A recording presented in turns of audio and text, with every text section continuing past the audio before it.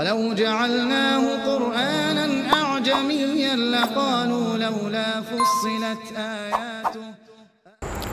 السلام علیکم ناظرین، آپ دیکھ رہے ہیں دارل وحی انسٹیٹیوٹ میں ہوں محمد اویس مسد کریں خباب محمدی صاحب موجود ہیں۔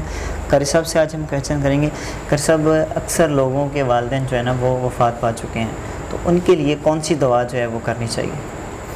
وعلیکم السلام ورحمۃ اللہ وبرکاتہ۔ الحمدللہ والصلاۃ والسلام علی رسول اللہ، اما بعد، فاعوذ باللہ من الشیطان الرجیم، بسم اللہ الرحمن الرحیم۔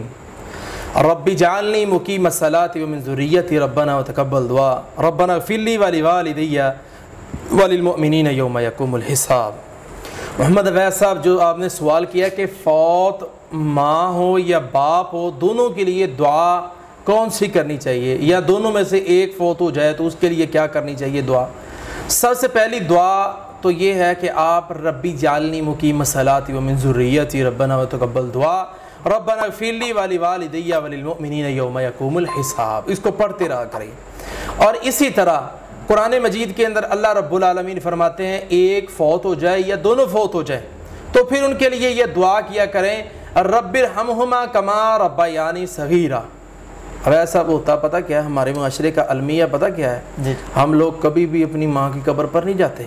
ماں فوت ہو جاتی ہے، بیوی بچوں میں لگ جاتے ہیں، مال و دولت کاروبار میں لگ جاتے ہیں، ماں کے لیے دعا نہیں کرتے۔ بالکل ایسے ہی باپ کے لیے دعا نہیں کرتے، باپ کو بلا ہی دیتے ہیں بھی کوئی ہاتھ تھا ہمارا۔ کئی ایسے لوگ ہیں جن کی قبریں ان کے والدین کی ملتی نہیں ہیں۔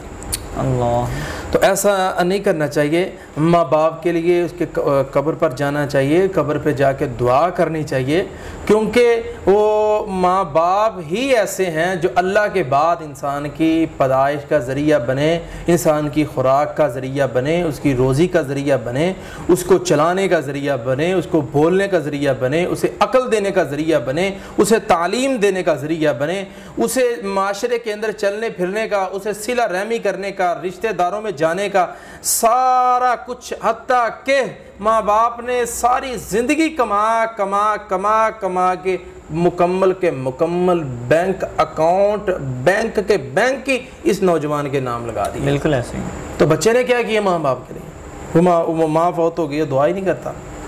اللہ، اس کے لیے ماں کے لیے لازمی دعا کریں، رب ارحمہما، اللہ ان پہ رحم فرما، جیسے انہوں نے میرے بچپن میں جب میں بہت چھوٹا تھا، ہلنے کے قابل نہیں تھا، مجھے سنبھالنے والا کوئی نہیں تھا، میری ماں ہی تھی جس نے مجھے میری پیدائش کے وقت اتنی تکلیف برداشت کی اور جناب میری خدمت کرتی رہی، میرے کپڑے بدلتی رہی، میں بڑی گندگی میں رہتا تھا لیکن یہ مجھے صاف کرتی تھی۔ یہ اللہ جس طرح ان ایام کے اندر میری ماں میرے کام آتی رہی ہے، اللہ تو بھی آج یہ دنیا سے چلی گئی ہے، میری نظروں سے اوجھل ہے، اللہ تو بھی ان پہ رحم فرما دے۔ اگلے دن ایک بندے نے مجھے ایک حدیث دکھائی، اس نے کہا یہ حدیث نبی صلی اللہ علیہ وسلم کا یہ فرمان ہے کہ ماں باپ جو ہیں، باپ کے پاس اس کا استغفار، اس کے اوپر رحمت بھیجی جاتی ہے۔ تو کس کی وجہ سے یہ حدیث ہے نبی صلی اللہ علیہ وسلم کی؟ کہ اس کے بیٹے کے استغفار کرنے کی وجہ سے۔ اللہ، بیٹا جب اپنے باپ کے لیے استغفار کرتا ہے، اللہ میرے باپ کو بخش دے، یہ دعا کرنی چاہیے۔